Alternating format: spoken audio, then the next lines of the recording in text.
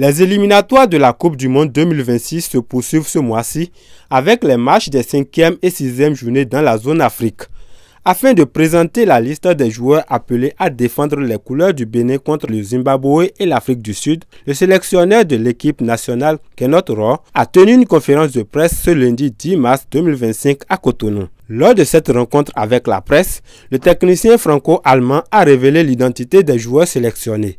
Dans une liste composée de 25 joueurs, on note le retour de certains cadres ainsi que l'arrivée de nouvelles têtes. Rodrigue Facino, David Kiki, Rabiou Sankamao, Brandon Agounon, Tamimou, Mohamed Tijani, Yuan Roche, Rachid Moumini, les milieux Matteo Arlenvi, Doku, Dodo Cécile Almeida, Imran Hassan, Samadou Atidjikou, Mariano Arangbo, Ghislain Aoudo et puis les attaquants Jodel Dossou, Andreas Rontondi, Steve Mounier le capitaine, Junior Olaïton, Candace Fiobé, Steve Warren, Traoré. Donc voilà la liste de Gernot Rohr. Après avoir dévoilé sa liste, Gernot Rohr a justifié ses choix. Olivier, il n'est pas blessé. On n'a pas pu l'avoir pour les 2 derniers matchs décisifs. Et il a oublié un peu de nous expliquer, voire de nous envoyer les raisons véritables pour son absence. Donc il a été sanctionné en étant exclu de ces matchs, les 2 matchs. Il faut veiller à l'état d'esprit. Il faut veiller à la discipline du groupe.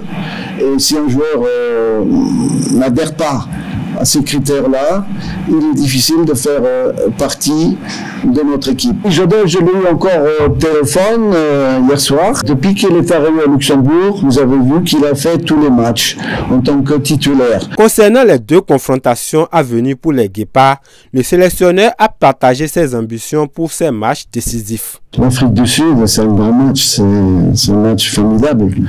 On a failli les accrocher au match aller, on a perdu 2-1, on a failli égaliser à la fin, mais c'est une équipe qui joue un très bon football et qui est redoutable. On va voir. On a prouvé contre le Nigeria, contre d'autres équipes, qu'on est capable de les battre. Donc on y croit. Si on pouvait gagner ces 2 matchs, on ferait un grand pas vers la Coupe du Monde. À la fin de la conférence organisée à l'ancienne maison de la radio nationale, certains journalistes ont donné leurs impressions. La liste publiée par Gernot Rohr a été une liste qu'on peut qualifier déjà d'homogène parce que dans tous les compartiments, nous avons des joueurs qui sont actuellement en forme aux différents postes. Ce qu'on peut déplorer, c'est le manque de joueurs locaux dans cet effectif pour que le Bénin puisse engager le maximum de points. 4 sur 6, c'est déjà bien. Pourquoi pas 6 sur 6? Je suis entièrement satisfait de cette liste. Il n'y a pas eu trop de bouleversements par rapport aux dernières listes, aux joueurs qui ont participé, pourquoi pas, à la campagne pour la qualification pour la CAN Maroc 2025. Donc pour moi, je crois que c'est une liste qui me donne entièrement satisfaction. Cédric Rontondi, Tosin Aïgou ne sont pas là pour cause de blessures. Olivier Verdon n'a pas été appelé. L'aspect sur lequel il faut travailler, c'est d'abord devant les buts. Vous savez très bien, parce que en défense, le Bénin tient quand même la baraque.